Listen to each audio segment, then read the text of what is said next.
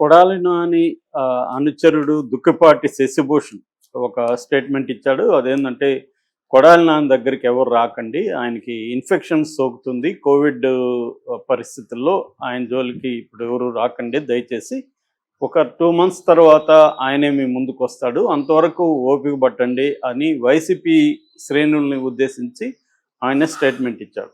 దీంతో ఒక్కసారిగా కొడాలి నానికి కోవిడ్ ఏమో అన్న అనుమానాలు అయితే బయటకు వచ్చాయి. కొంతమంది దాన్ని కన్ఫామ్ చేస్తూ కూడా పోస్టులు పెడుతున్నారు. కొడాలి నాని ముఖ్యంగా తెలుగుదేశం శ్రేణులు పోస్టులు పెడుతున్నాయి, కొడాలి నానికి కోవిడ్ వచ్చింది అని చెప్పి. అయితే ఇదంతా డ్రామా అని మళ్ళీ వాళ్ళే కొంతమంది పోస్టులు పెడుతున్నారు. ఎందుకంటే కొడాలి నాని ముందు నుంచి కూడా అరెస్టు నుంచి తప్పించుకోవడానికి రకరకాల హెల్త్ డ్రామాలు ఆడుతున్నాడు అనేది వాళ్ళ ఉద్దేశం. నిజానికి అతనికి హార్ట్ ప్రాబ్లం ఉన్నమాట వాస్తవము. అందుకని అతను ముంబైకి వెళ్ళి అక్కడ ఏషియన్ ఆర్ట్ ఇన్స్టిట్యూట్లో బైపాస్ సర్జరీ చేసుకున్నాడు. డాక్టర్ రమాకాంత్ పాండే ఆయన world famous thoracic surgeon. So ఆయన దగ్గర ఈయన సర్జరీ చేసుకున్నాడు. సర్జరీ సక్సెస్ అయింది. దాని తర్వాత హైదరాబాద్కి వచ్చి ఏఐజీ హాస్పిటల్లో ఉంటున్నాడు. సో కాకపోతే ఏంటంటే ఆయన మీద రకరకాల పుకార్లు ఉన్నాయి. ఒకటి, ఆయన అమెరికా పారిపోయేదానికి ప్లాన్ చేసుకుంటున్నాడు. ఎక్కడైతే మన ఇక్కడ తెలంగాణలో ప్రభాకర్ రావు గతంలో ఇంటెలిజెన్స్ డీజీ, ఆయన ఫోన్ ట్యాపింగ్ కేసు రాగానే అమెరికాకు పారిపోయాడు హెల్త్ ప్రాబ్లం అని చెప్పి. ఇప్పటి వరకు ఆయన్ని పట్టుకు రాలేకపోతున్నారు. 1.5 year అవుతుంది గవర్నమెంట్ వచ్చి. సో అలాగా ఈయన కూడా పారిపోతే కనీసం 1.5-2 years మినిమం పట్టుకోలేరు అని, ఆ తర్వాత చూసుకుందాం అన్న ప్లాన్లో ఉన్నట్టు కనపడుతుంది. ఎందుకంటే ఇప్పుడు మనకి ఆంధ్రప్రదేశ్లో చూస్తే కంప్లీట్గా రివెంజ్ పాలిటిక్స్ అనేది Day 1 నుంచి స్టార్ట్ అయింది. గవర్నమెంట్ ప్రమాణ స్వీకారం చేయకముందు నుంచే వాళ్ళు మొదలు పెట్టేశారు.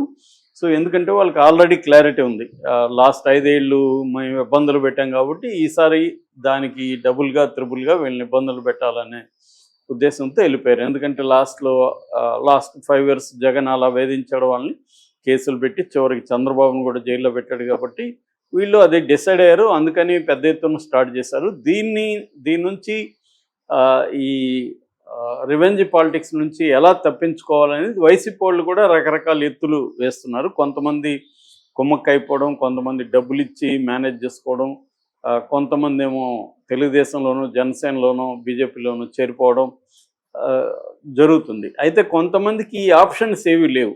అందులో కొడాలి నాని, వల్లభనేని వంశీ ఇలాంటి వాళ్ళు ఉంటారు. వీళ్ళకి ఇటువంటి ఆప్షన్స్ లేవు. ఓన్లీ ఆప్షను వాళ్ళ మీద కక్ష తీర్చుకోవడం అనేది తప్ప వేరే రకంగా డబ్బులు ఇచ్చో లేకపోతే పార్టీ మారుతామనో ఇంకోటి చేయడానికి లేదు.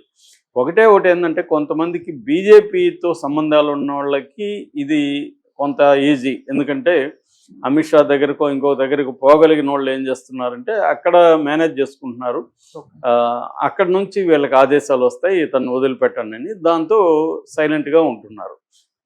సో ఇలాగా వైసీపీ వాళ్ళు, ఎందుకంటే రాజకీయ నాయకులకి ఇవన్నీ తెలియక కాదు, మనకి ఒక ఇబ్బంది వచ్చినప్పుడు ఏమేం చేయాలని ట్రై చేస్తారు. అయితే ఒక్కొక్కసారి అన్ని ఆప్షన్లు పనిచేయకపోవచ్చు. సో అలాంటి వాళ్ళే ఇరుక్కుంటుంటారు. మామూలుగా మనం చూస్తే చాలామంది ఉన్నారు వైసీపీలో. గతంలో డైరెక్ట్గా చంద్రబాబు హెచ్చరించిన వాళ్ళు, పవన్ కళ్యాణ్ హెచ్చరించిన వాళ్ళు, లోకేష్ హెచ్చరించిన వాళ్ళు ఎవరు అరెస్టులు కాల. ఎందుకు? వాళ్ళు రకరకాల పద్ధతుల్లో మేనేజ్ చేసుకోగలిగారు.